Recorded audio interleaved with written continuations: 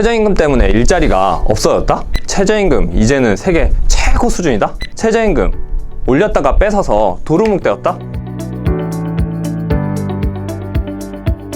2020년 최저임금 8,590원, 2021년에는 얼마로 결정이 될까요? 올해도 최저임금 논의 과정에서 수많은 이야기들이 나올 것 같은데요.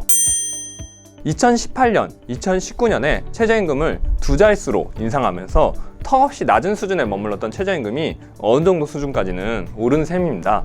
풀타임으로 일을 하면은 2015년에는 116만원, 2017년에는 135만원이었던 것이 이제는 179만원까지 올랐습니다. 그럼 이제 세계 최고 수준이냐고요? 아닙니다.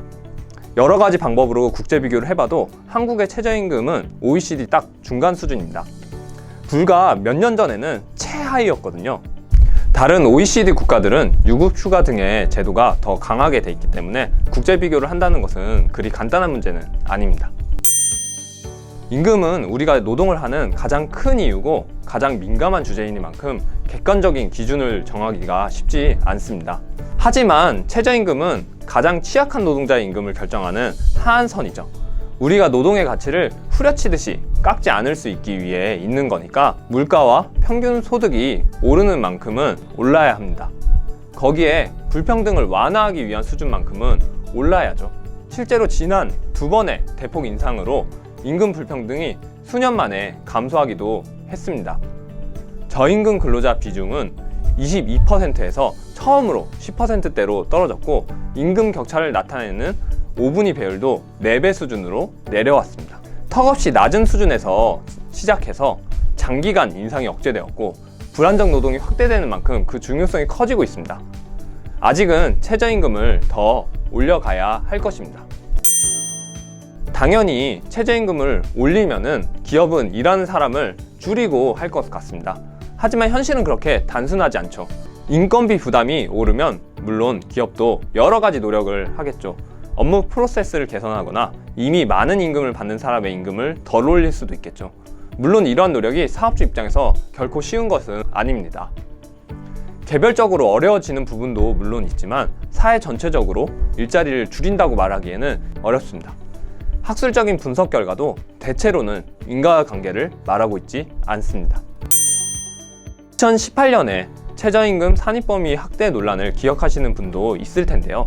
간단히 설명을 드리면 최저임금을 지켰는지 비교하는 기준을 기본급 말고 다른 목적의 임금까지 포괄할지에 대한 문제입니다.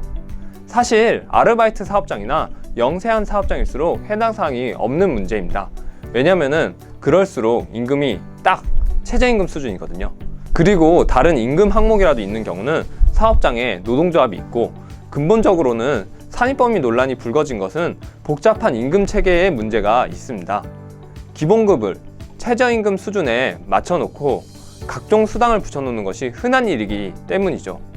문제는 정기상여금 같은 경우는 산입범위에 포함시키는 것이 현실적인 상황이었는데 노동계에서 최저임금위원회에서 합의를 이끌어내지 못했기 때문에 논의가 국회로 넘어가면서 정기상여금뿐만 아니라 복리후생비까지 복잡한 방식으로 산입되어 버렸습니다. 저임금 노동자도 식대의 명목으로 임금을 받는 경우가 제법 있기 때문에 당장 직접적인 피해가 유발되는 문제가 있습니다.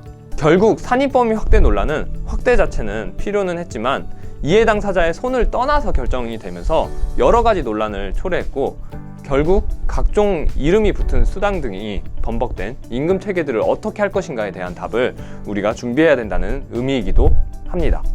최저임금의 모든 것 한번 살펴보았는데요. 그렇다면 올해 최저임금은 어떤 것을 고민하면서 우리가 함께 이야기를 해야 될까요? 그것은 다음 편에서 한번 살펴보도록 하겠습니다.